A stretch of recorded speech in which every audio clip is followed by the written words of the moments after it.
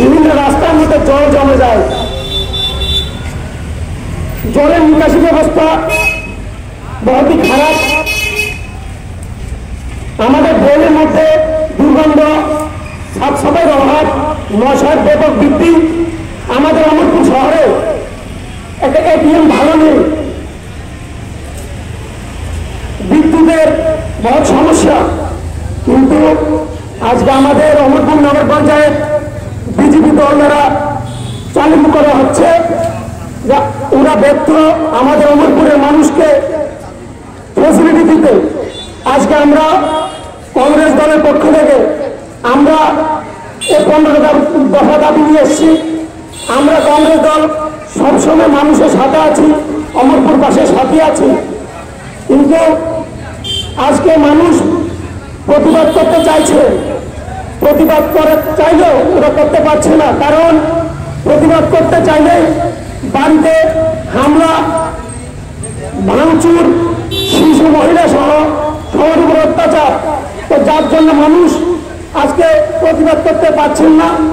আমরা কংগ্রেস দল আমরা সবসময় মানুষের পাশে আছি, আমরা প্রতিবাদ করব। শুধু আমরা প্রতিবাদ করলে চলবে না, আমাদের সাথে অমরপুরের মানুষও প্রতিবাদ করতে হবে। কারণ এই শহরটা সবার, আমারও আপনাদেরও। আজকে সাম্প্রতিক আপনারা দেখেছেন আমাদের ত্রিপুরার মধ্যে আমাদের যে হিন্দু মুসলমান জাতি উপজাতির মধ্যে যে বিভেদ সৃষ্টি করছে, যা খুবই নিন্দনীয়। আজকে আমাদের ত্রিপুরার মধ্যে আগে 2018 পরে হিন্দু মুসলমানের মধ্যে একটা বিভেদ সৃষ্টি করার যে প্রয়োগ চলছে হিন্দুত্বের নামে, যা খুবই নিন্দনীয়, অশোভনীয়। আজকে অ্যাকচুয়াল যে সনাতন ধর্মটা ওই কিছু লোকের জন্য আজকে নষ্ট হয়ে যাচ্ছে, যা খুবই অশোভনীয়। আজকে আমি এখান থেকে আমাদের যে রাজ্যের প্রশাসক আছে ওনার কাছে বলতে চাই, আপনি রাজধর্ম, ক্ষত্রিয় ধর্ম আপনি পালন করুন।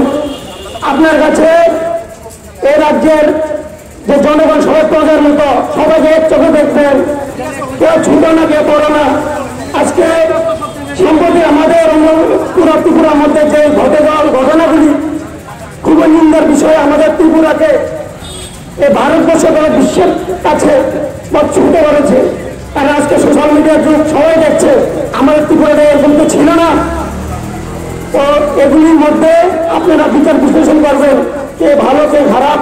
আগামী দিনে আমাদের কংগ্রেসের হাতকে মজবুত করেন। আর বেশি কিছু বলবো না, ধন্যবাদ।